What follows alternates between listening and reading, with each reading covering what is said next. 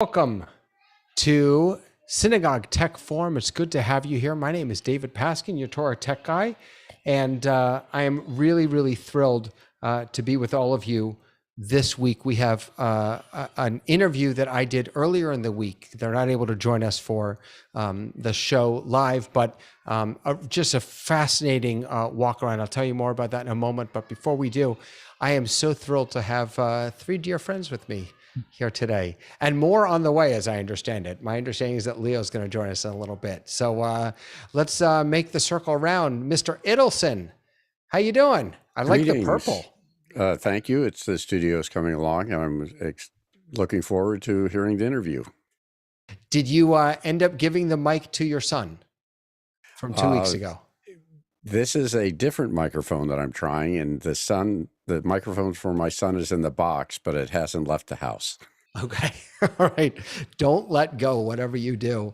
Hey, Dave, how are you from Vancouver, BC? Hi, David. Nice to see you as usual. How are the truckers up there?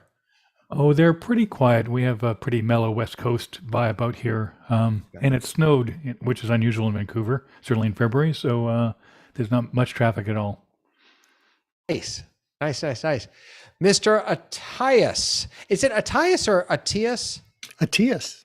Attias. I said it wrong. I apologize. Mr. Right. Attias, Marty, how are you? I'm good.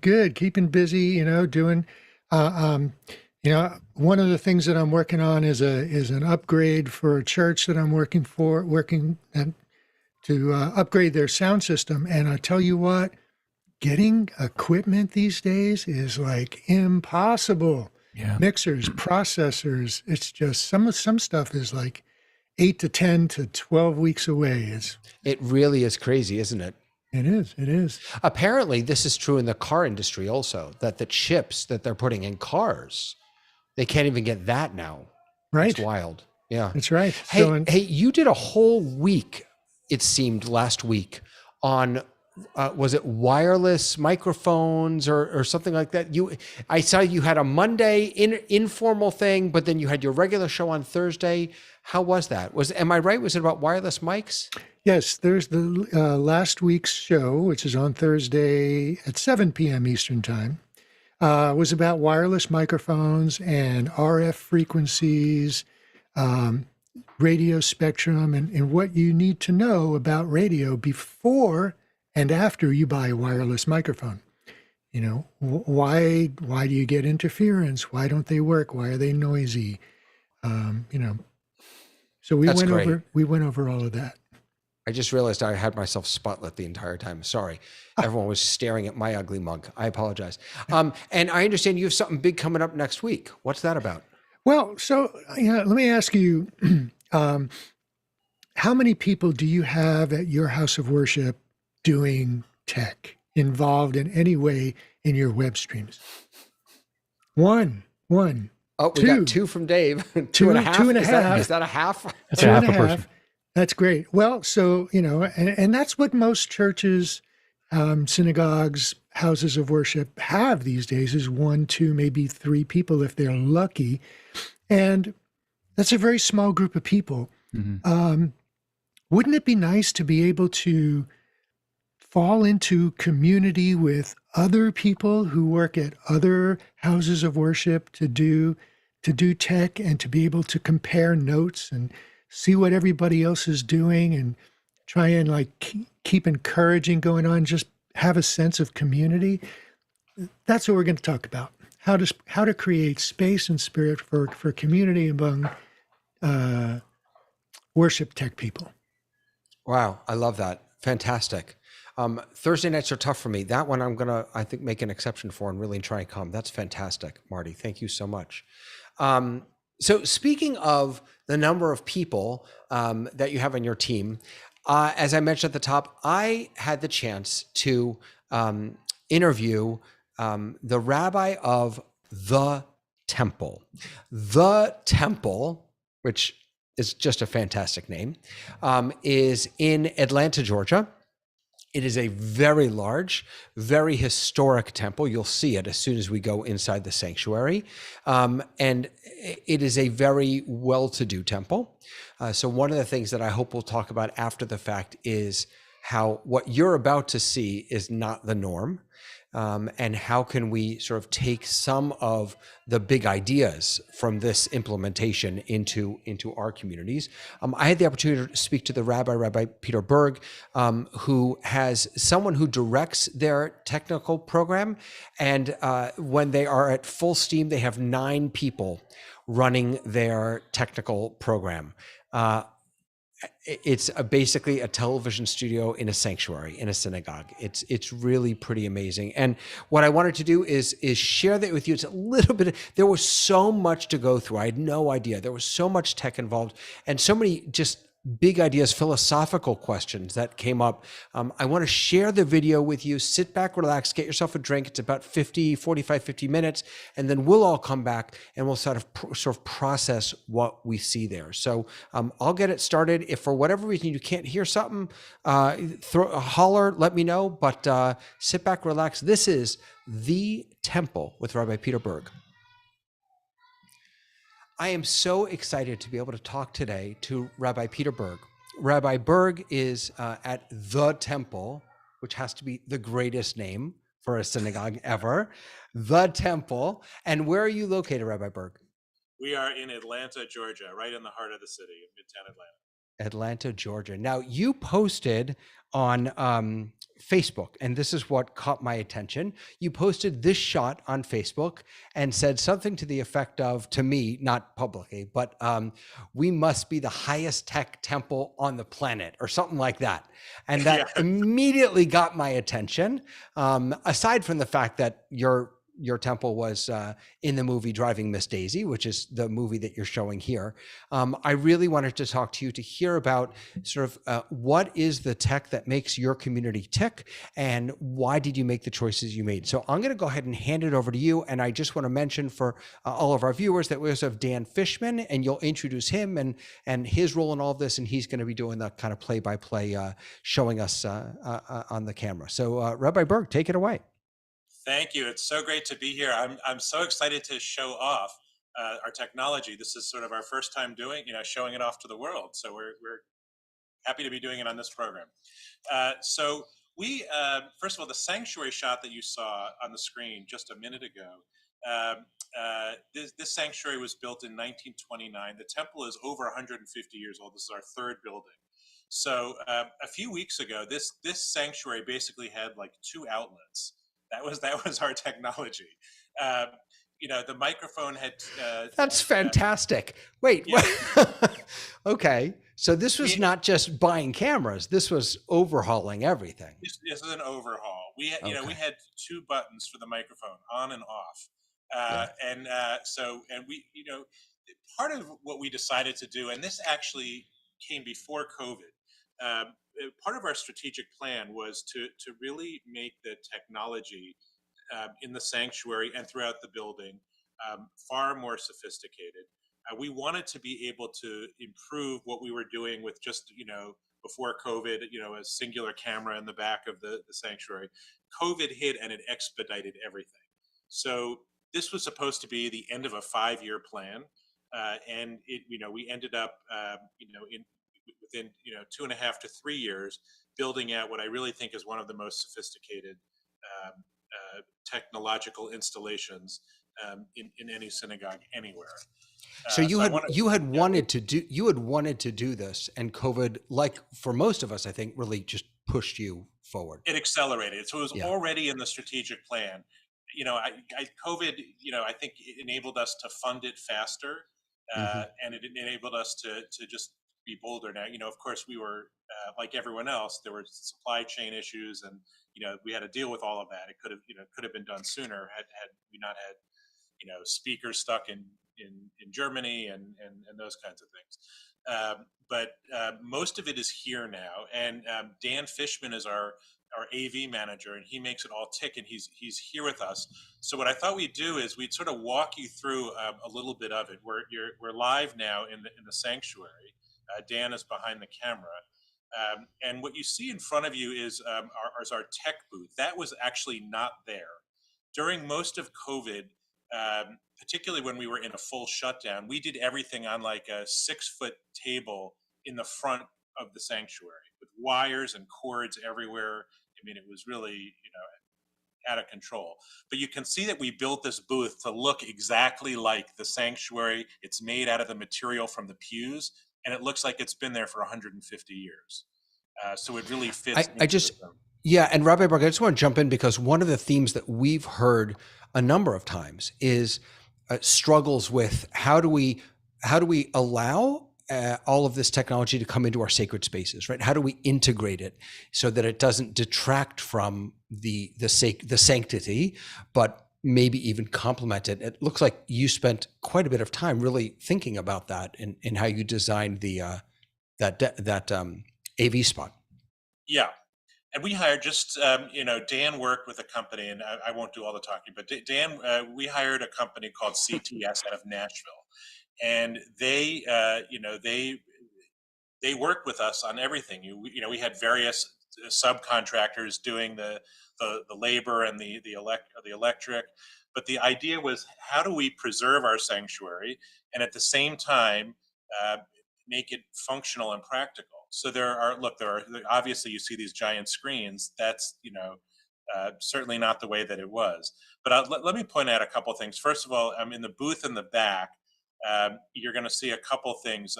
First of all, and Dan, please jump in. To the far right is lighting.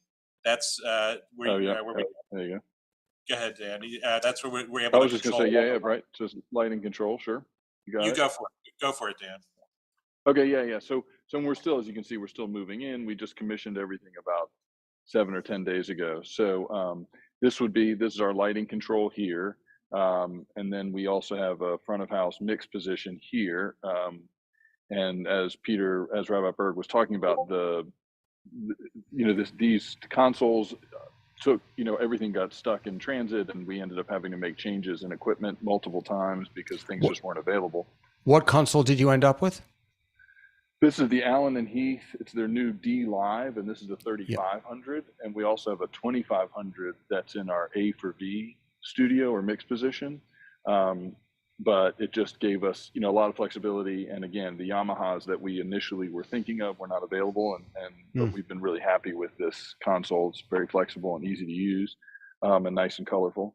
And then you have, a few other little pieces here, but one of the big things we have added is a full 4K broadcast manned camera that is in this position, so that you can have this is a position that would be manned by someone or in a fixed position as it was used over the weekend, and then it's remote control from the control room as well, so you can do iris, focus, some of those things from the other control room. And then you'll see we have 2 cameras here, these 2 PTZs that are also 4K. Those are currently on sticks here or on tripods, but those will eventually be on a custom built just mount that will also be built to look like the rest of the sanctuary. So the similar colors and wood finishes, etc. And then the other big thing out here is we've added just an alternate camera shot there, so you can get essentially what most people would look at as like a jib shot from overhead, or from the balcony there. So we've added that remote camera as well. Is that also a PTZ? Cameras. That is a PTZ. Yep. And so one of the goals was to essentially have a system that we could scale up and down. So some services may require more personnel than others. And so we wanted to have the ability to have as much remote control as possible.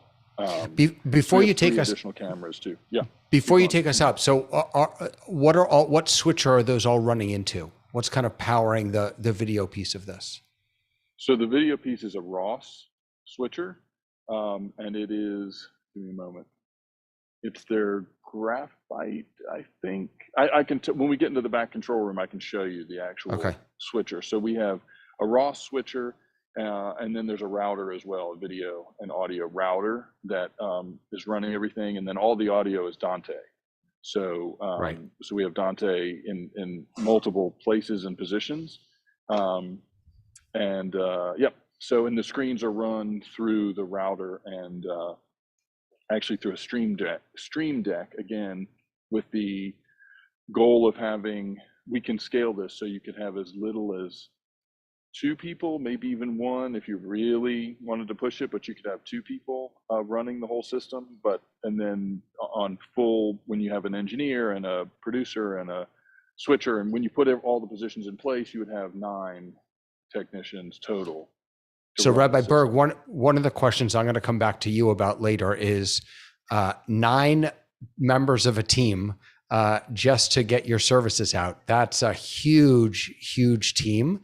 And so I'm curious about, when you feel that you'll want to have that whole team there, when you'll be more comfortable doing something pared down, and because your system needs to scale not only in the tools, in the tech, but also in the technicians. And it sounds like that's what you've done there. Yeah, and there will be opportunities, for example, to do much of it from the booth in the back, where we certainly don't need all 9 people even now. But when we're talking about a major event and a major service, and we want we will be fully staffed. We have people cross-trained on various things, and we don't think it's going to take 9 people to there are plenty of things where we can do with 2 or 3 people. Yeah, but there's something to be said for, like you said, when you've got that huge event, not having to hire an AV company to come in and do that work for you. You've got it all built right in, and you're ready to rock and roll. Yeah. If you look here, remember I said we had 2 outlets. So now you have full plugins in 2 places. Here by the piano. So when we have a band, for example, everybody can plug in. And there's video input here, but there's also, any instrument can plug in. And then also at the foot of the bema, there's another, just a couple steps away. Dan, if you want to show the box on the floor, we have another input. So let's say that the band is on the floor,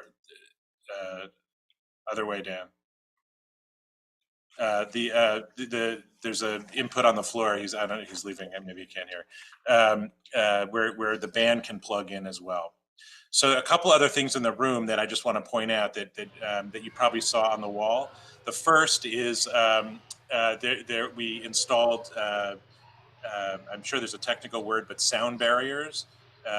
So we did a full engineering. They used lasers in the room. In this room that was built 100 years ago, and it was not built for a microphone. There weren't microphones then, right? So Rabbi Mark stood up and he just used his voice like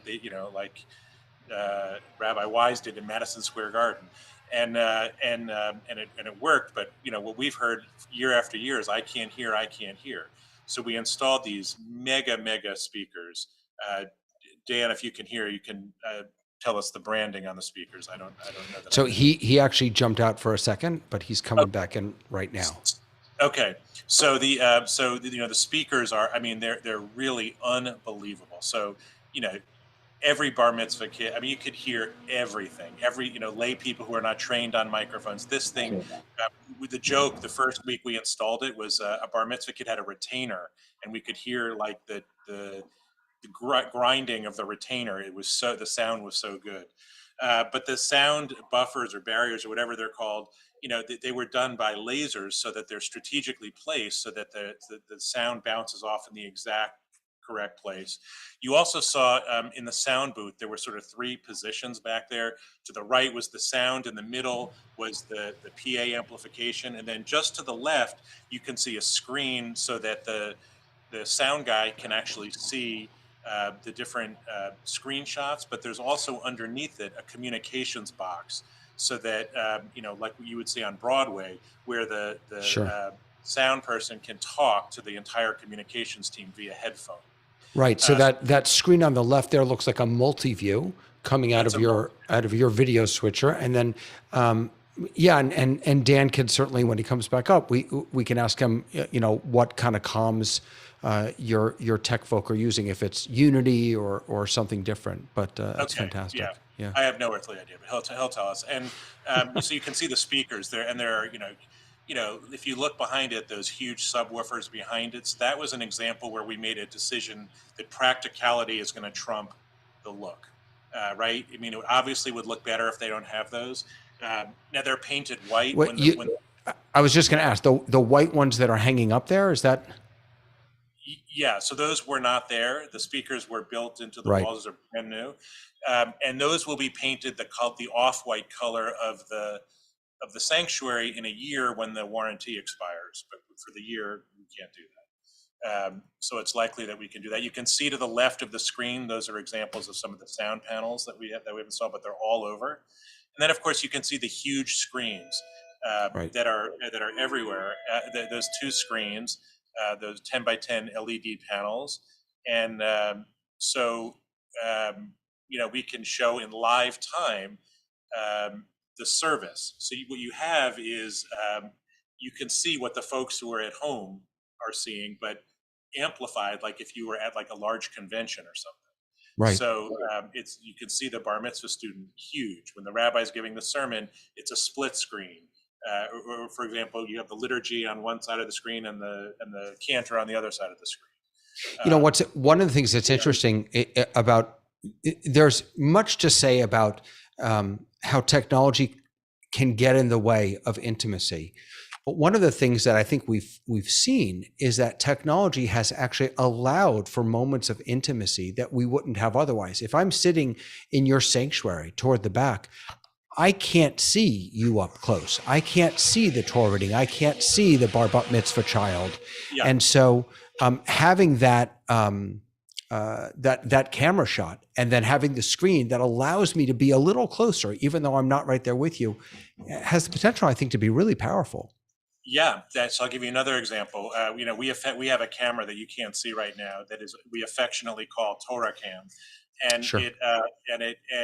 so when there's a split screen of a bat mitzvah reading from the Torah and a shot, a frontal shot, and then split screen with a yad following the scroll, it's so emotional and powerful. Yeah. You watch people get teary. I mean, talk about intimacy. So as Dan said earlier, what we did was we took an existing conference room and we broke it up into 3 separate rooms. We chopped it up, we put in walls. So this was one long conference room. We joke at Montag was the name of the room because of the donor of the room. It was called Montag A and B because it was 2 rooms. Now we call it Montag AV, like audio visual. So here's room number 1, and this is the audio room. So I'm going to let Dan take it from here, but this is the right. So this is not the PA audio. This is the external audio. Dan, you want to give us a little tour here? Sure. Yeah. So this would be our A for V mix. Again, we have not started using this room actually yet. We are still just producing. We produce 4 mixes off that front console, and then just using headphones. So that way we can split our mixes wherever we want them. So we have a broadcast mix, a mix that goes to our people who are participating from home or Zoom, whether it's Alfred Uri or a rabbi or a family member or whatever, they can come up and show up on the big screens. And so we send them a special mix. But eventually this will be our A for V. So in here, you'll be able to mix, but our Pro Tools, we also have 16 tracks of Pro Tools HD as well that will be in here, so we can multi-track everything that we want and then be able to remix it later. So that's room number 1. You'll see there's some cameras in here as well that are so storage. that's the mix that's going out to the live stream and for recording. That's correct. If it was being used, that's what the purpose of this room Gotcha. would be. So you have an isolated room that you're not bothered by all the chatter in the room next door. So that's our A for B room. And you saw on the left there was a little red box. That's so again, everybody can communicate, but the prevailing school of thought is that it needs to be a completely separate room. Yeah. What are the comms that you're using, Dan? That's a really good question because I don't know the brand they are HelixNet. And they're all networked. So you actually use Cat5. Gotcha. and PoE to run all of those. But we have 2 wireless comms, and then we have about 5 stations plus 3 hardwired stations that you can turn a speaker on, etc. But that way you can reach front of house or whatever you need to reach, and it has 4 channels. So you can have, video might be on one, production might be on another one, etc. So stage direction can be done without bothering your switcher or your engineer, etc. Yeah. So then this is the control room. As you can see, there are essentially 6 positions in here, but on an average service, as we found, you can run it with 4 people here and 1 person at front of house audio, which works actually really well. But back here, you have a producer's desk. Let me step back. So here's a producer's desk. Here's where we deal with files and encoding and stuff like that. One of the things we're missing is our KVM system. So normally you wouldn't have all these computers and keyboards and stuff here because you could have just one station that would basically control a rack full of computers. But right now we're doing it this way. You have graphics here. So we're using ProPresenter. This is a machine to pull people in from Zoom and to broadcast wherever we want. Your Stream Deck here, which controls your all of your what's on the screens. So you can if you press this here, it will switch what's on the screens in the room to program or graphics or our Oive button.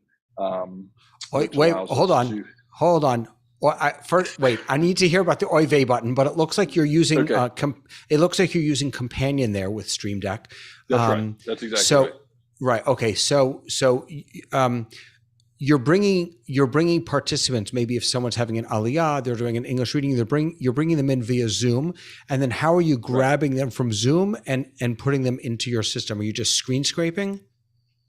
No, well, so what we're doing is we're taking an output, like currently it comes out of this computer, then it's going through a decimator, so it converts it from HDMI to SDI, and then we take that SDI and feed that into the router. Okay. And then once it's in our router, which is what Stream Deck is basically controlling what the router is doing, our Companion is, and so the router then takes that and we can send that video feed wherever we want. Gotcha. Essentially. And so, but yeah, so the Oive button is basically if you don't really know what else to do, or you're not sure what's supposed to be on the screens, if you hit this button, it will, you can't really see it here, but it will just basically put a Temple logo, ME1, the panic button. That's what's on the screen. Yeah, it's the panic button. I love that. I'm not sure what to do. Let me hit Oive. It used to say, oh shit, but we made it really I love that. I love that. We changed it. So, but yeah, so you have your graphics position here, so they can run video or slides as we're doing right now, or whatever kind of animated stuff. Then you have your engineer or camera ops here. So this is running the 3 PTZs are controlled here. Then you have some control over that Panasonic that's on the sticks out there on the tripod, the manned camera, so you can control iris and some other things, white balance here. And then we have 2 Marshall 4K POV cameras or box cameras that's what we use for the Torah Cam, or we use it for other things as well. And this just gives us basically white balance and some other things we can change. How do you have those box cameras mounted? The box cameras are just on tripods.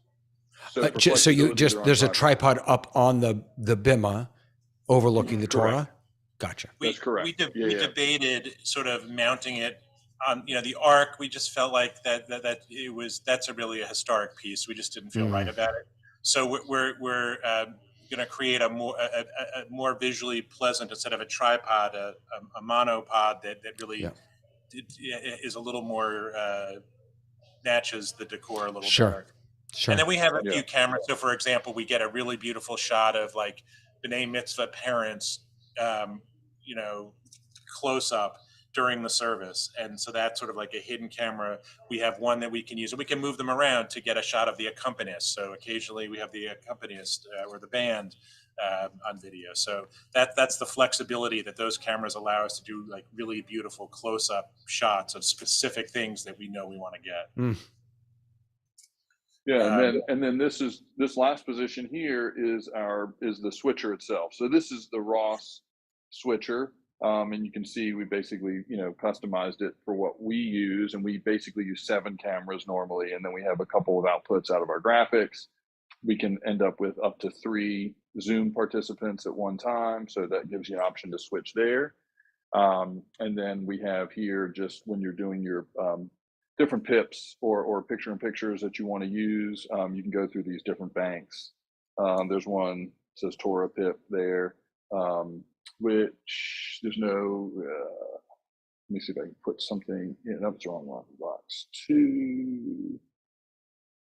Yeah, well, yeah, anyway, so these are different, and there's, actually this one you can see by doing that, that one will show you, as Rabbi Berg was saying, if you look in ME3, you'll see that would be your slides and picture-in-picture with, say, the rabbi in that box on the left, Right. Would give you that kind of option. So that's all controlled from the switcher there. Can you talk for a moment about I'm not familiar with the Ross versus like a Blackmagic ATEM Extreme or something like that. Okay, so, well, one is, so the Ross is essentially, it's similar to basically like a modern version of or similar version to like a TriCaster. I don't know if you're familiar with the TriCasters. Sure. So this is a full broadcast 4K, Okay. essentially compatible system that is incredibly, the ATEMs are great, and I've used a few of those, but the difference here with this Ross is you just have a lot more flexibility, and it's a lot more customizable, but it's also, a different kind of a price point as well. So you're looking at, I believe, $40,000 for the switcher, something like that. So I mean, it is obviously, Yeah, it's a whole different ball game, of different course. thing. Yeah. And you'll see, unlike the 8. So then I was going to show you real quickly. We can step into here. That's the equipment is in a climate-controlled room with glass doors. Sure. Yes. So you'll see this is the Ross actual hardware, or the brains of it are here. Then we also have some key pros. This is also, all this is part of the switcher and the router. And this is your router soft panel, which is this ultra core, so this is your router kind of, and life here. All this is router. Then this is all for your LED walls are here. This control here, obviously you get a little screen showing you what's on there. You have, this is basically getting us into the router from audio. So this is a Dante basically head that gets us from Dante to Maddie, which is the audio part of the actual router. These are your comms. And then you have Dante, this is the head of that, the mixer that's in the other room. So you have your Dante here, which is, and each one, so what they've done is every piece of equipment, so the comms are all run on a network. So this is its own basically closed network for the comms, closed network for audio is here, and then closed network for video is here. And so each one runs on its own discrete network. And then you also have, patch for your SDI, patching and that kind of thing, as well as a NAS. So we have a backup hard drive for all the video. But yeah, so that's kind of that's our control room closet, equipment closet, in there. So I don't know if any questions about that? Sorry, I ran through that real quickly. No, it's amazing. Where are you sending this out to when you stream? Are you going to RTMP to your website? Are you just doing it Facebook and YouTube? Well, currently we're actually just using, because it's what we've been comfortable with and what everybody is used to as we are growing into the system. We are currently doing it using just Zoom, and so we just basically send a very simple stream to Zoom as a webinar. Is currently what we do. Just using like a virtual camera into Zoom? Exactly. exactly. So we basically Interesting. have, yeah. So we essentially there is an NDI converter which we've supposed to work, so we can take full, basically what would be the equivalent of an SDI stream, but network it. But we've never quite gotten that part to work yet. So currently we are just taking an SDI signal and converting it to HDMI, and then that becomes an input into this computer here that we Right. can then send to wherever we want, whether it's Zoom or Facebook or whatever. But eventually we will be using a separate service and software, probably some kind of an actual hardware box converter to give us both some consistency, but also less risk of any kind of buffering, Yeah. and all that kind of stuff. So we just haven't gotten there yet. Dan, real quick, and then Rabbi Berger, I'm going to come back to you. Dan, what's your background? Are you with the temple? Or are you with an AV company?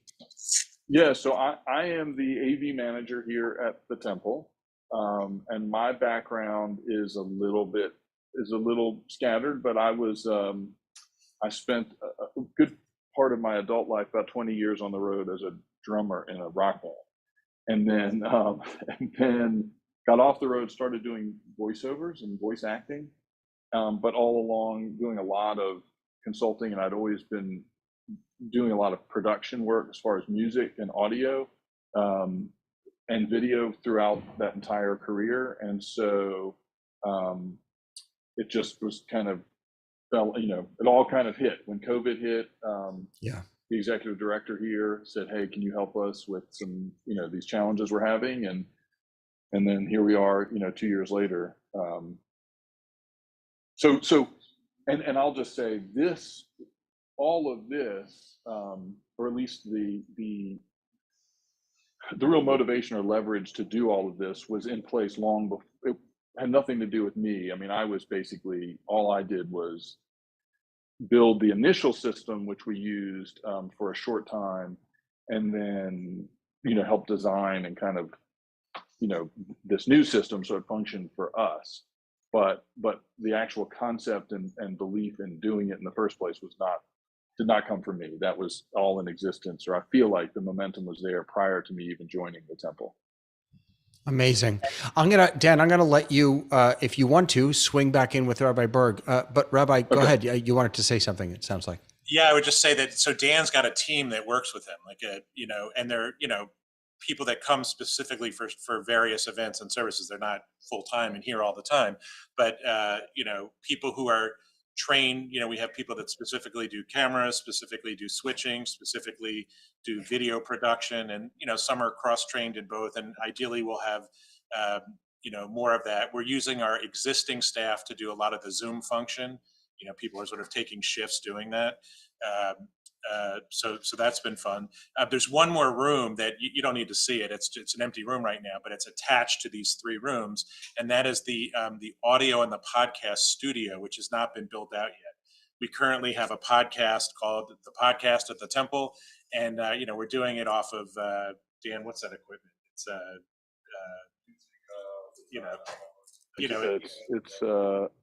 we're using Adobe Audition, and Adobe Audacity. Audition is very simplistic, but we're going to have it in a room, in a really sophisticated equipment. We'll have a set in there, and we'll have also have a video studio. So, how many times a week does someone call and say, could you record a greeting for this event? Could you, so we'll have really a sophisticated place to do that with a set and a backdrop. I did forget to tell you one exciting thing that we're also doing that's not completed yet. The podium in the sanctuary was built in 1929 with obviously a microphone added later. But zero. It was very low, one person, not and we commissioned a woodworker who's just phenomenal to work with. You can't see the podium in there now because it was taken down for the event that we. It's on the lower pulpit, and to work with CTS, with the AV people. So it's now a double podium where the two sides are electric, and you can, if it's a bar mitzvah kid or whatever it is, they can go up or down.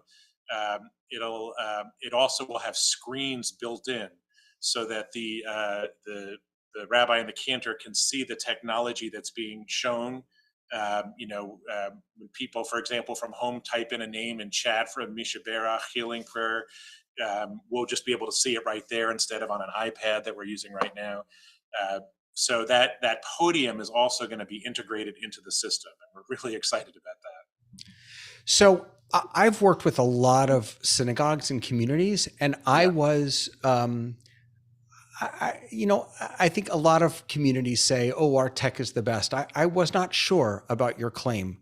I'm now sure of your claim. That's incredibly impressive. Can you talk a little bit about why you did this? What were your goals, specifically when choosing not the specific technologies, but wanting to have multiple cameras, wanting to have access to Zoom, what you just said about being able to see people's comments on the screen. What are sort of the driving goals of this whole project?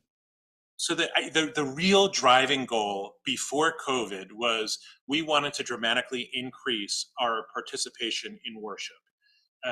It mostly at that time was in person because nobody was thinking about at home, although we knew that we had people in hospitals that were live streaming and that kind of thing. And we were using the live stream platform, and we wanted to be able to do that.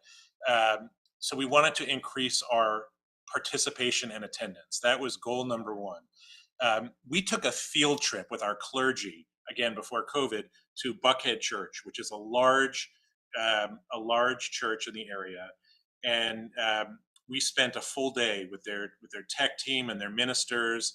And it was just a really fun exchange. But we left saying, why? Because we're a synagogue, can we not do this? Why can only churches do this? Now, theirs is at a different level. We don't have smoke machines and all that kind of stuff. But we wanted to have that level of sophistication so that we could reach more people, to enhance the experience at home and in the temple. And COVID said to us, more than ever, now is the time to do that. And we doubled down, and we said, we got one shot to do this. We can either do it right and do it well, or we can piece it together. Now, we did decide that we did not have the money at the time to do the whole building. So we focused on the sanctuary. We have an equally beautiful chapel that seats 250, 300 people, and it's modern and intimate and contemporary versus the big formal sanctuary. So what we did was we wired the whole building for future expansion into we have a massive social hall that looks like a Ritz-Carlton social hall. Everybody has their events here. So we're wired for the social hall, wired for the chapel, but we didn't do that work right now. Gotcha. But we're ready to expand to it. Yeah. And we're blessed and we're fortunate here. We have an endowment that exceeds $36 million, and so we were able to do this work, which all in is going to total about $1.3 million. We're able to do this work through the generosity of the temple's endowment. Now, the endowment is only funding the hard costs, the hardware, the screen. Right. You still have the people. Right. We still have the people, Yeah. and our budget is going to have to assume that. And so, we built into the budget for the remainder of this year and for next year everything Dan is going to need to we have to sort of guesstimate how many positions do we need for this and for this, and Sure. that's going to be a little guesswork for the next year, but we're excited about it. And so even though the endowment of the temple generously funded the $1.3 million, really upfront costs, there's a significant expenditure budgetarily moving forward on all the upkeep. And we haven't even talked, Dan, yet about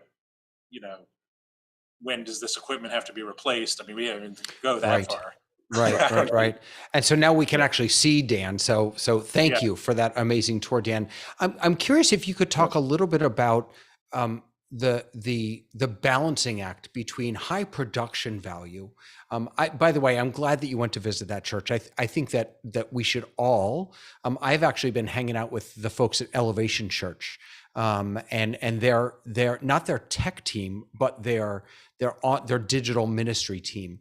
And I've learned a tremendous amount from them about what's involved in really creating a digital ministry. But could you talk a little bit about the balancing act between high production level, which clearly you've set yourselves up for, and engagement? How do you all use these tools to engage your participants rather than just putting on a nice movie that they can watch?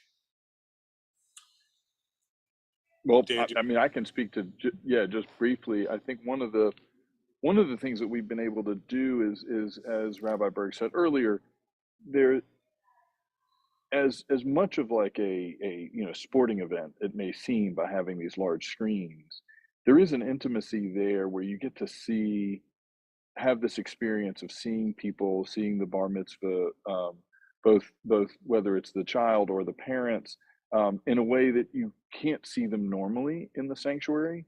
And you have the choice. You can kind of experience the entire thing by looking at the bima, or you can look up and see kind of the screens there. It also, because we can now put all of the words and text and all the prayers on the screens, it avoids or removes the barrier of people looking down. It keeps people sort of their eyes and heads up and experiencing the service together. And then, that's the in-person experience that I think how it has been changed. I mean, also the which we didn't talk about was the new speaker system, which provides really unbelievable sound anywhere in the space. I mean, that was a huge part of what we had to do with the technology. It was not just about the video, but it was creating this amazing audio. And I think, Peter, you may have talked about that earlier. I just lost my connection there for a moment. Yeah. But I was also going to mention, for the people at home, it now allows them to participate in a way by having just the clarity, the image, and the visuals that you are used to seeing on CNN or on NBC or anywhere else. You don't then go, oh, I'm watching a worship service, but now the video degrades to a point where it's just not as appealing to the eye. We've tried to create an experience where we remove that, right? So as many barriers as we can, as many barriers that we can remove, we want to, so that people can focus on just the worship service and not be distracted by the fact that, oh, that camera color is a little different than it was then, and I can't quite see them, or a little dark, or they're a little fuzzy, or whatever. Right. It removes all of that, so your brain is not distracted by, oh, it looks better. Those YouTube videos look better than my worship service. Now hopefully it's all kind of, maintaining that same quality so that people can really engage in that way. What you just said about people's eyes looking up, that's actually quite fascinating, to think that for centuries we've gathered together, and yet we've had our eyes, our noses, looking down into a book as opposed to into each other's eyes or at each other. That's a really interesting piece of this puzzle that you seem to have thought about. The other piece is that you can now see expression, which you can't see somebody's expression when you're in a 1,200 person sanctuary and sitting in row 26. And now you can see a tear in someone's eyes with a smile on their face. And that creates intimacy in a completely different way as well. That's amazing.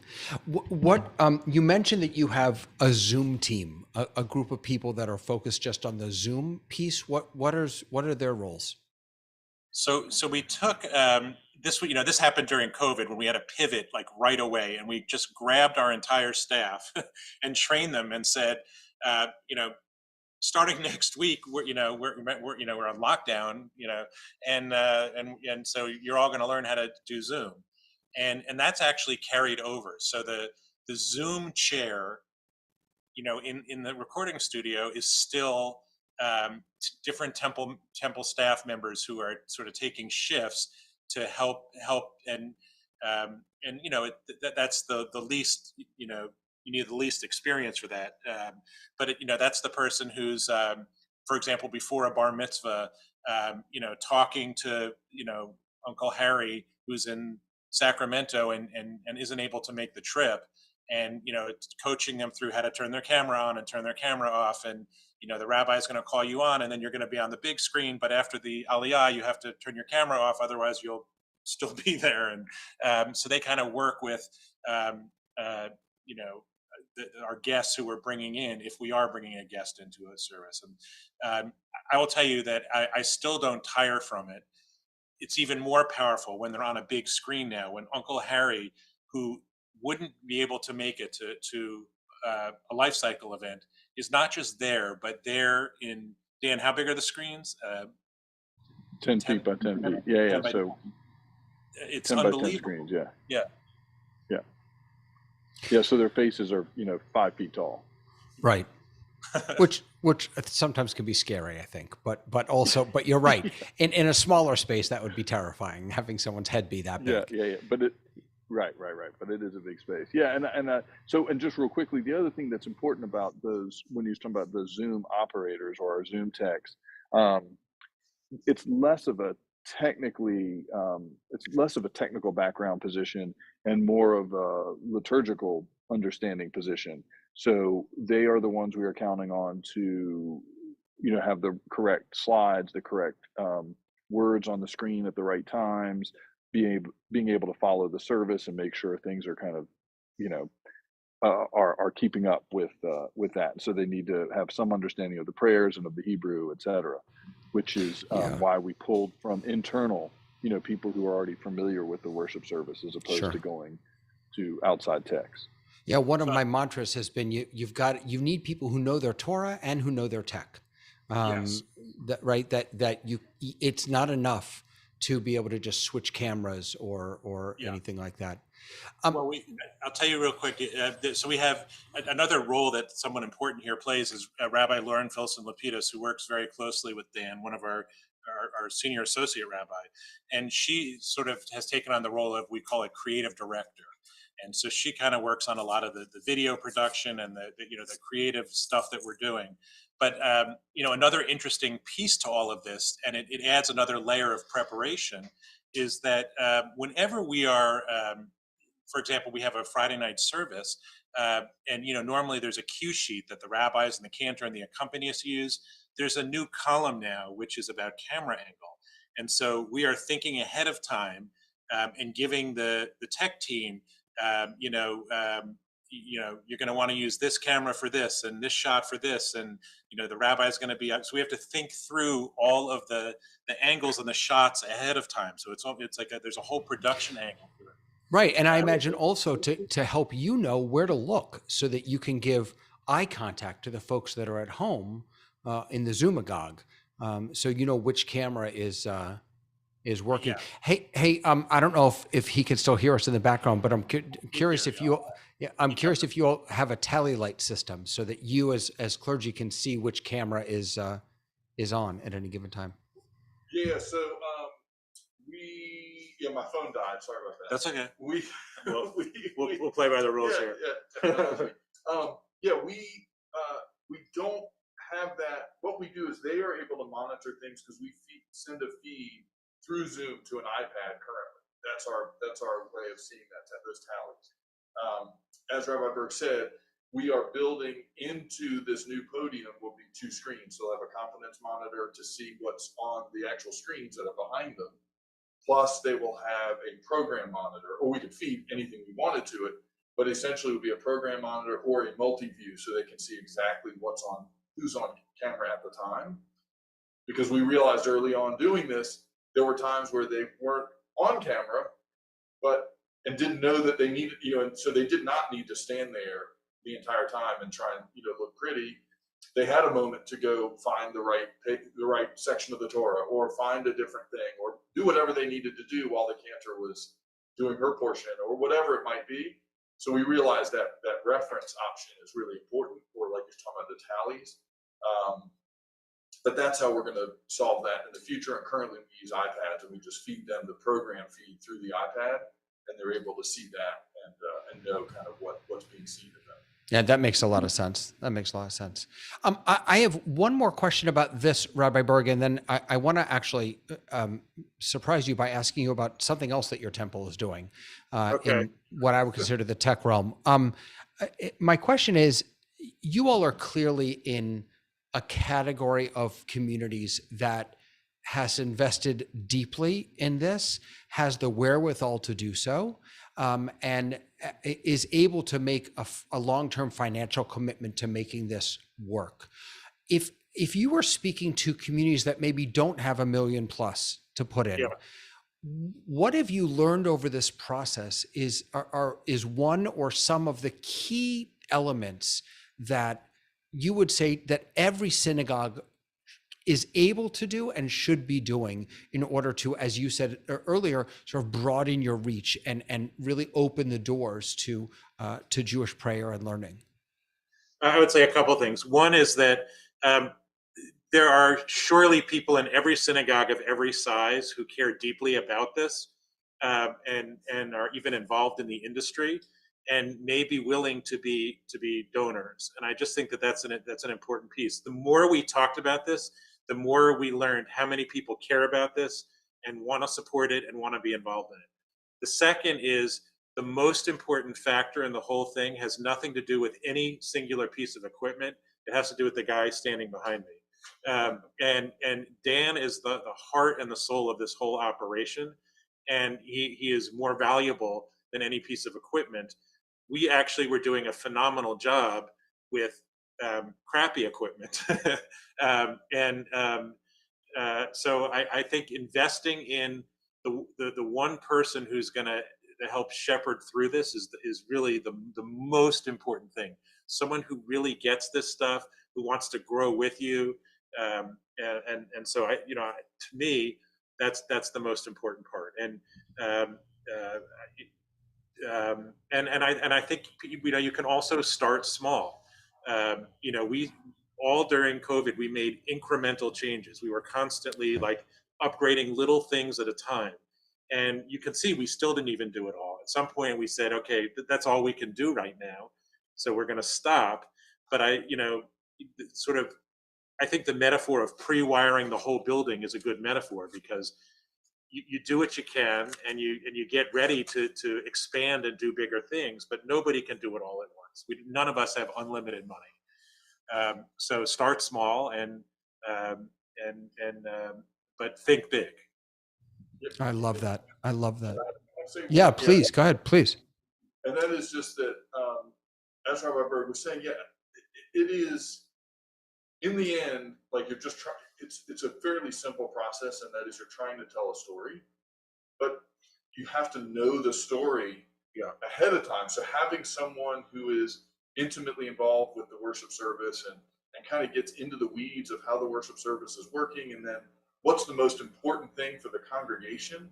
Like, so when we first approached this, it was right when COVID hit, and so there were certain things like people wanted to put in names for Mishaberach, and they wanted to have names for Kaddish, and we thought, well, if they can't show up, how do we create that experience, or how do we do that? And is there, this is before we even, really knew what we were going to use Zoom. And then it was like, oh, well, we could use the chat function. Well, how do the clergy see the chats? Oh, well, then how do we figure that? And we slowly took what we felt were the most important parts to bring the community together and figure out how to do that with whatever resources we had. And so if that was a big TV, and it started out with just a huge television and a camera, and we were using a different stream service at the time, and we would put the chat up on that big screen, and they would look at that and go, oh, I see so-and-so is put in this name, or they're sharing this info. So again, I think if you just figure out what story you're trying to tell and what's the most important, you can get by with it's pretty simple if you can find the equipment right now. I know that with supply chains it's hard to find, but there's Sling, there's Blackmagic, there's OSB. There's a lot of different options that you can use that will give you a similar experience. Yes, the resolution's not the same and you don't get quite the capacity, but you can still engage. Yeah, even like Right. the sling, which is not a, compared to the switcher, is not, an inexpensive piece of equipment anybody can get. And Dan has helped us do that. He helped us all along with inexpensive pieces along the way that gave us a really high quality. Amazing. Dan, thank you so much. Rabbi Berg, I'm going to keep you for one more minute, but I just want to, Dan, I'm so grateful for your time, your expertise, and really walking us through and answering. I mean, I have a gazillion more questions, and I know that the entire panel will have more questions. So you'll probably be getting an email from me with a bunch of questions. So thank you so please. much. My pleasure. I got a lot of Awesome. questions for you too. Yeah, I bet. Thank you guys. Thanks, Dan. Thank you. So, Rabbi Berg, I wanted to ask you about one other thing that I was perusing your website and I was really taken by the gathering. Yeah. Can you talk about what the gathering is? Sure. Just as I wanted to give Rabbi Lapidus credit for her creative talent in our tech world, Rabbi Medwin gets the credit for this. We embarked on an engagement initiative. We were I believe the first congregation more than 10 years ago to form a department of engagement and to recalibrate our work in the realm of engagement and getting congregants engaged. So the gathering is a web platform designed by One Table. We're in partnership with them. We pay them a user fee, and it's designed particularly for us. To connect our small groups. We have over 70 small groups at the temple, right, where we try to take a large synagogue and make it feel small. So people get connected through, who play mahjong, who go hiking, who read Israeli newspapers, who study, Bible, whatever it is. So any congregant can start a gathering thing, a Shabbat dinner, a study group, articles group, whatever it is, and they can post it, and we can help people get together. So this year we're not doing a congregational Seder, for example. We're doing our entire Pesach experience vis-a-vis the gathering. So people who don't have a Seder to go to will get matched through this site.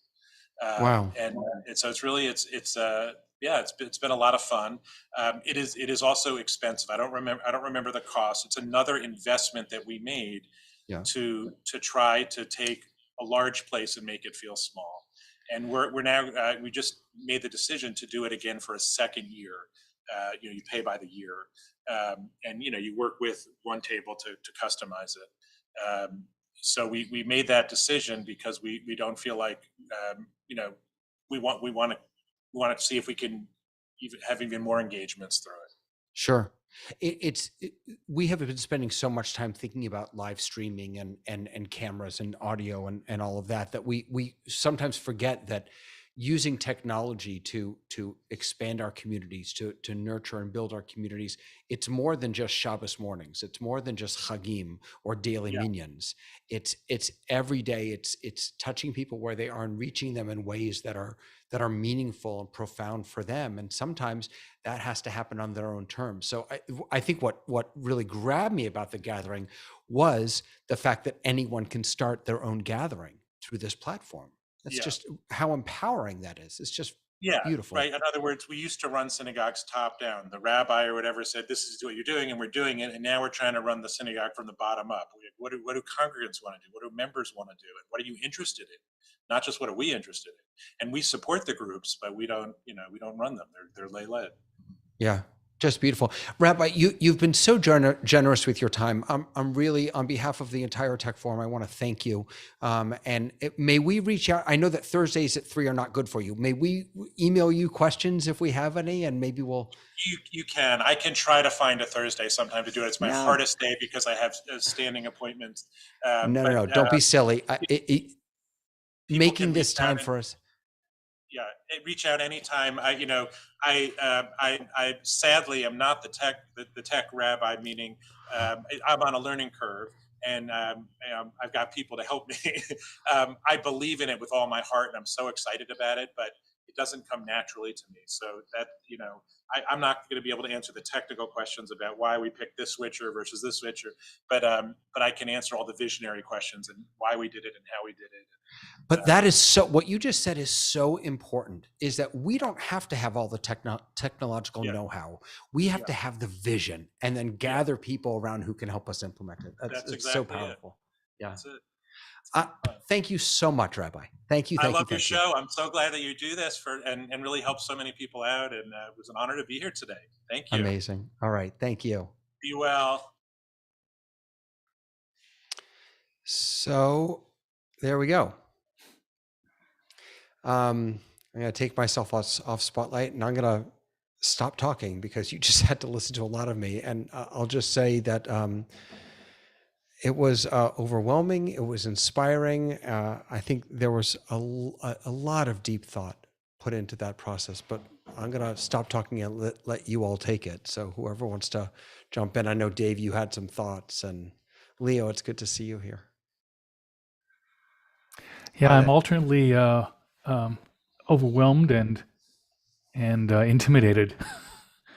That's a budget beyond anything I could dream of. And it's very cool to see the racks of tech, but then I also think of when something goes wrong, who can fix it? Overall, it was a very nice tour of essentially a broadcast capable system, and where a vision and the technology and the budget came together to do something exceptional. And if you look at the sanctuary, it's beautifully integrated. It's not like ours where there's wires behind the zoom camera that are bundled behind there. Everything's hidden and moved in a way that doesn't take away from the beauty of that old sanctuary. Yeah, absolutely. I couldn't help but think about Marty when they were talking about the laser, how they use lasers to figure out the best sound beaming, or I didn't even understand it, but they put so much energy into not just the fancy cameras and all that, but really making sure that the audio, which we all know is the most important part, was I was struck by their description of the importance of sound in the sanctuary. Just how important it is to be able to hear every word, regardless of who is saying it and at what volume they may be speaking and where they may be speaking from. And the laser thing, that's interesting. So, that helps them determine where all the reflections are. They'll put a laser where a speaker would be, and they'll shine it in different directions, and it reflects off of the walls, and they can see where reflections are, and they can figure out, well, I need to put an absorber panel like right there. They were left and right of the main speakers on those kind of parallel walls, which would be the first reflection. And, details like that, details are what makes the biggest difference in any kind of installation, whether it be sound or cameras or anything else. Yeah, absolutely. Leo, did you want to, it's good to see you, first of all. How's your head? My head's fine. That's fine. I'm in Germany now. Oh my goodness. Yeah. I'm at the Jewish Christians Muslims conference, which you can see now. I've just brought up the screen, and it's now coming. It's just gone 10 o'clock at night, so we've finished for the evening, and everybody's gone. But I've been doing the live event from here today, or for this week. It's quite interesting, very interesting. That was a fascinating tour, and as you said. And they talked about some of the equipment that they've used. It is quite different to some of the budgets that people I deal with, but it does show you the difference. And I think Marty touched on a really important point there. The in the room is going to sound brilliant. And when the in the room sounds really good, it makes a massive difference. I've worked in the sports industry for a long time, and we'll all be familiar with what it's like going into a stadium and you're hearing the echoes from everywhere, and you can't solve it. But it is really, really amazing to see that. I need to bring up my microphone. Thank you, Marty. I will just try and bring it up a bit. Hopefully that's going to make a bit of a difference. Sorry about that. There you go. Yeah, I sorry, I just want to throw in that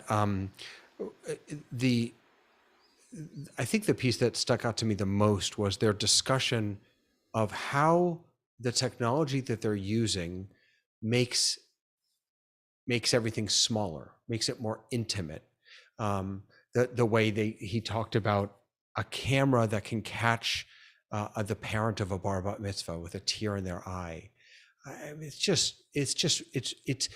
almost, what I was telling my daughter about this, that it's like a TV station. They basically have a television station in their sanctuary, and to have the creative awareness to know how to use that right and how to use it well, I think is, as you said, it's more than half the challenge.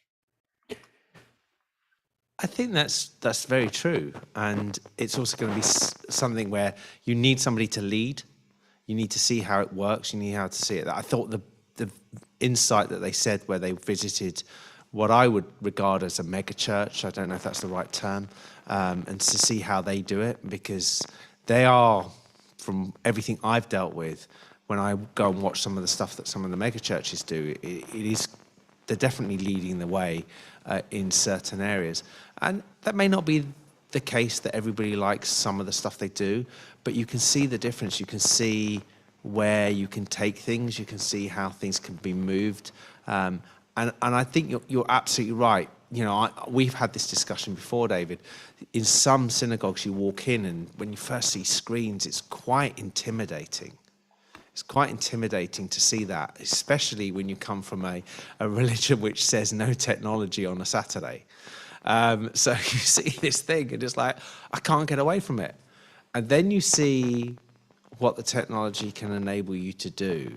And I think the first time anybody sees the Torah cam, when they can look inside, or they can actually see the response on people's faces in the close-up, you can see that the technology dissolves. You don't actually see the technology anymore. You see what it's there to do.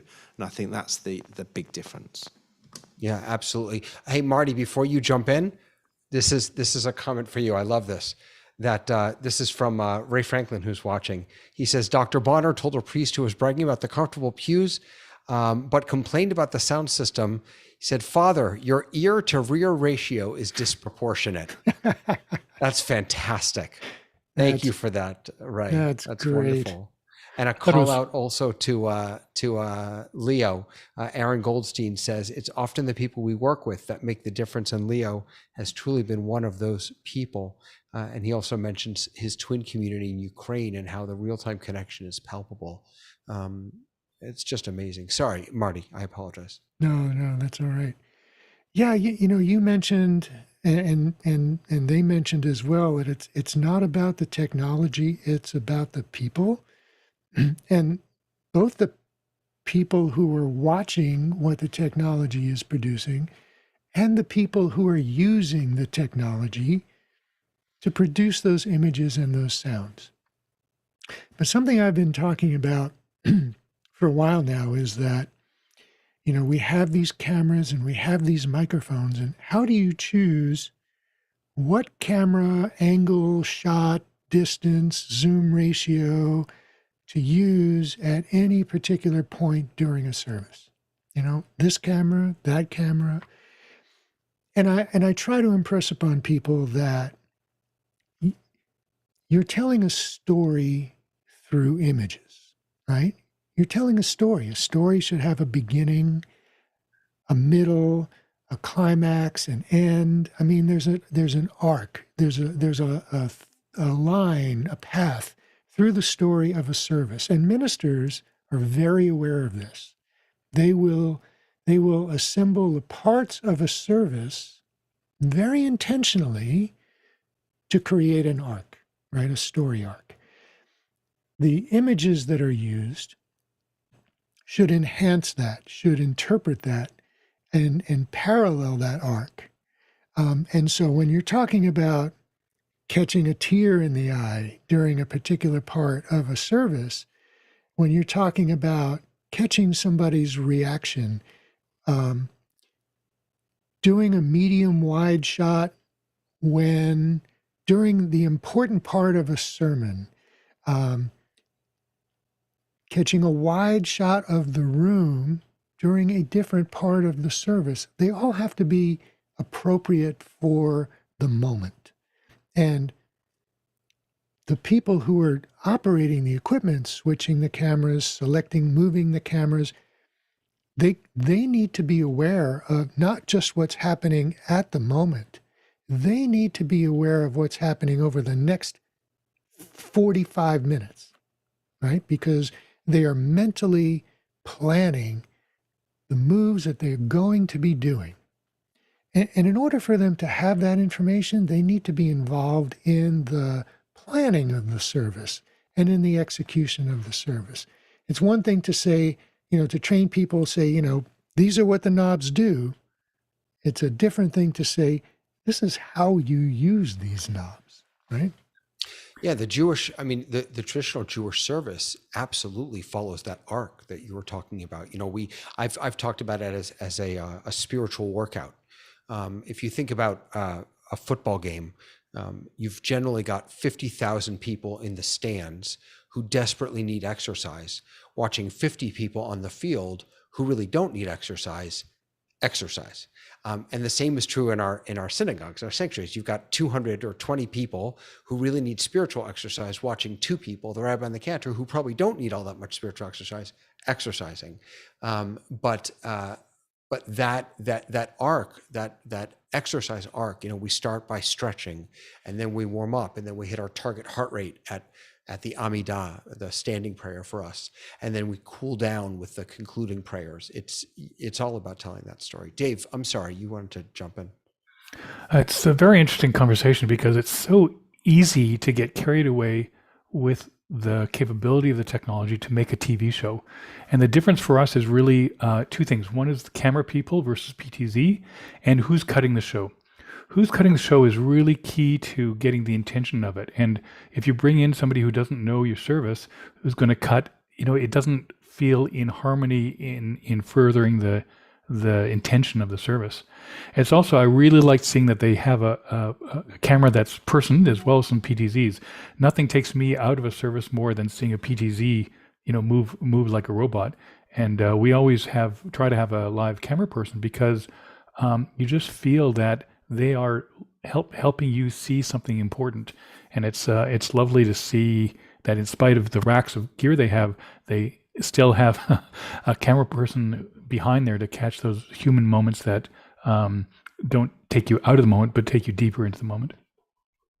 Yeah, can I follow up on that? And the comments come in from one of my rabbis, Aaron.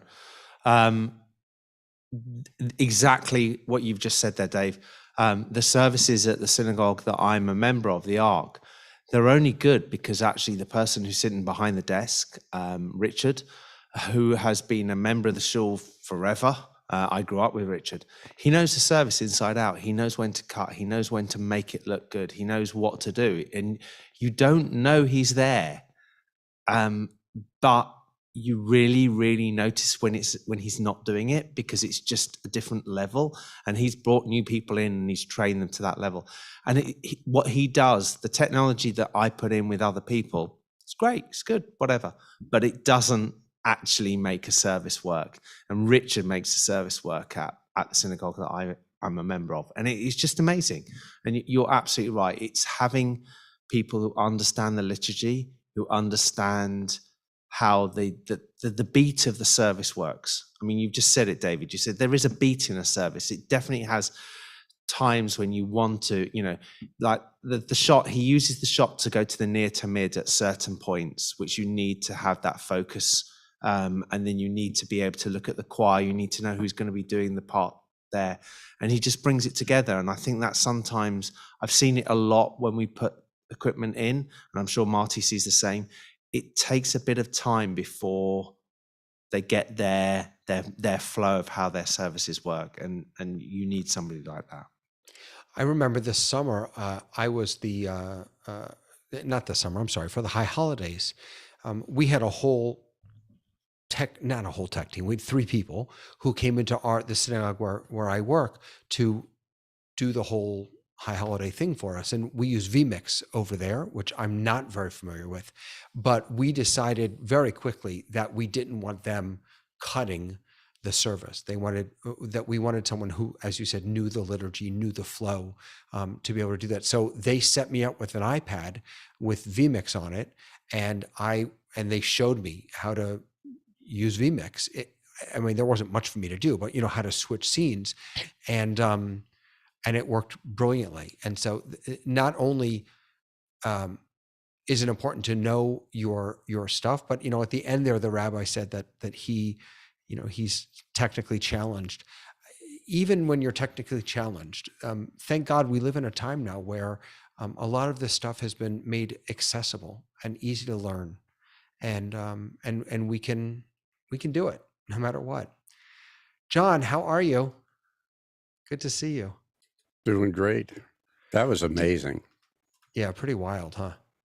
You know what? So, John, this is for you.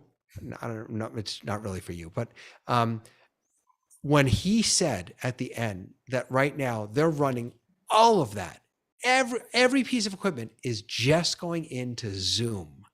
That blew my mind a little bit, because I would never have thought that you would use all of that equipment on a platform like Zoom. You think of it for YouTube, for whatever, but I guess the intimacy that Zoom provides, and yeah, I think the secret sauce is that like we're here, we're able to talk. It's the difference between a broadcast. And what struck me was, first I felt that I had fallen into Willy Wonka's chocolate factory of every possible thing you could want. But what drew me in was the insight that a non-technical person had, the communication they had with the people who were working with them. You were talking about how you really have to sense the service. You have to know the flow of it. And it's that exchange, to have that sort of conversation. The technology wasn't laid on top of the facility. It was integrated into the facility, and it was integrated into the process of what they do. And when you talked about the small groups and the groups from the bottom up, that's what the collaboration part, and obviously I have a Zoom prejudice because I use it a lot, but any of the collaboration tools that empower the end user. But I bet it looks beautiful, and I bet if they go out in 1080 like Office Hours 2.0, it's going to be amazing. Yeah. I think it's also interesting that Leo put that comment in our chat. I hope they have a 1080 account. I don't know if they do. I have to assume that they do.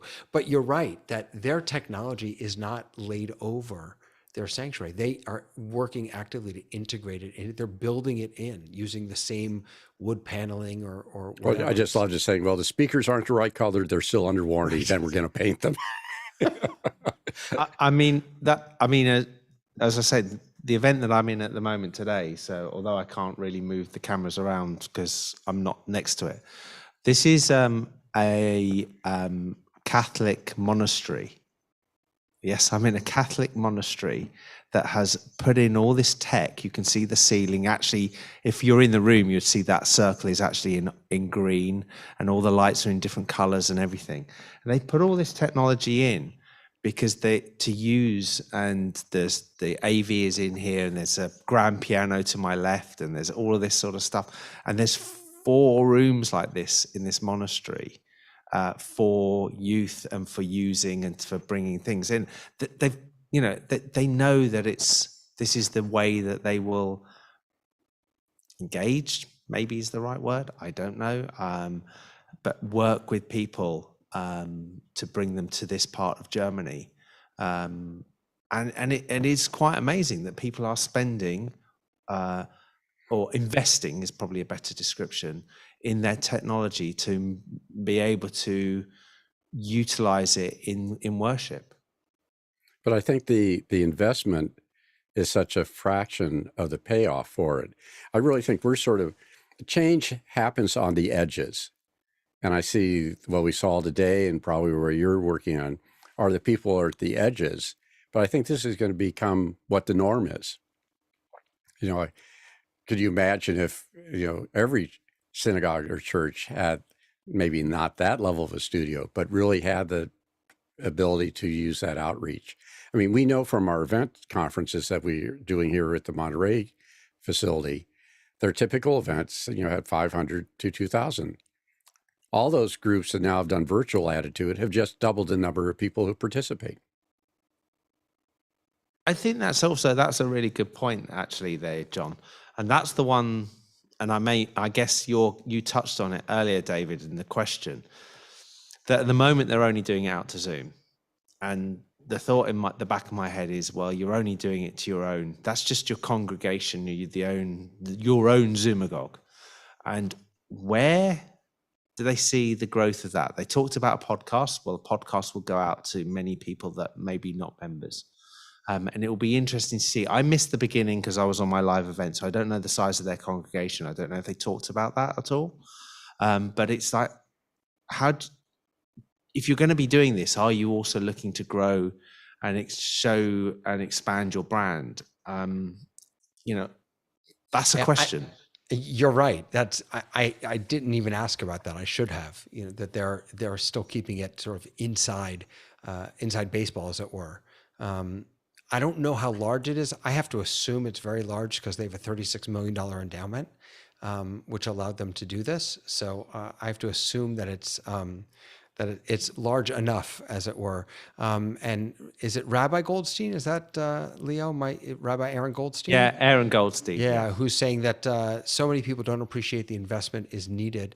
It does take vision, leadership to make this happen. I have to say, confidence in the tech people. It's a true team game. And I also just wanted to mention that one of the things that synagogues are going to, and Jewish communities are going to have to start doing, and perhaps churches also, although I don't want to speak for them, is they're going to have to start building budgets that reflect this investment. It doesn't surprise me that up until now, we've all been scrounging and hoping for donors, and because none of us planned for this, so we couldn't build budgets around it. But now that we know that this is a valuable, this can be a valuable part of our ministry, of our work, of our sharing of Torah, we have to start building into our budgets, not only equipment, but as we've been talking about, the people power, the training, and all that other stuff. If you don't have to have a TV studio, but boy, if you could have a little podcast area, a podcast nook. I mean, they're going to have a podcast studio, but a podcast nook where the rabbi or the cantor could hop on once a week or do special video greetings. I don't know. There's just so much potential. Well, it is interesting thinking of the budget, because I was with a group that resisted putting wireless around their campus because they didn't want people to get online.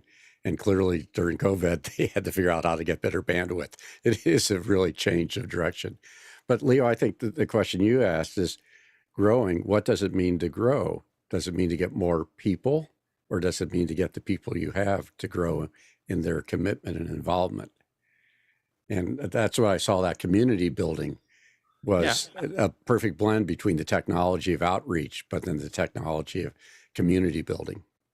So there's actually a really interesting article interrelated to this, and interrelated because the person who's actually in the article in the Jewish Chronicle, which is the main Jewish newspaper, or one of the main Jewish newspapers in the UK today, there's an article today to say that they've had 130 converts to liberal Judaism. And actually the person quoted is Aaron Goldstein in there. And they're people coming in. And they're coming in because they're seeing what synagogues are doing online, and they're getting that contact and they're getting that involvement. And to me, this is really interesting. I'm not saying we're stealing them from somewhere else, because I don't think that works. I think what you get is there's a lot of people out there that are coming to a faith, and if they come to a faith, and a rabbi I was talking to here was saying she doesn't mind if they come through Judaism and end up in Christianity. That's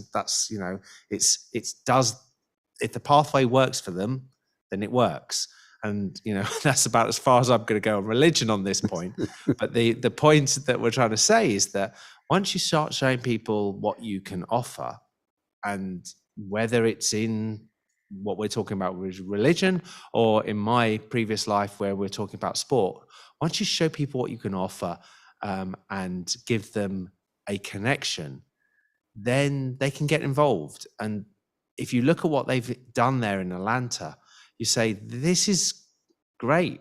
This will give a connection. Maybe it'll get people into their door. Maybe it'll get people into a door somewhere else. Maybe it'll get people into the church roads down. In a funny way that I'm not even sure that matters. It's like showing people what you're actually offering, and I think it's great what they've done. That's awesome. Marty, I'm sorry. Did you want to jump in? You double clicked. Nope, there we go. That's really interesting. I like what you said, Leo and John.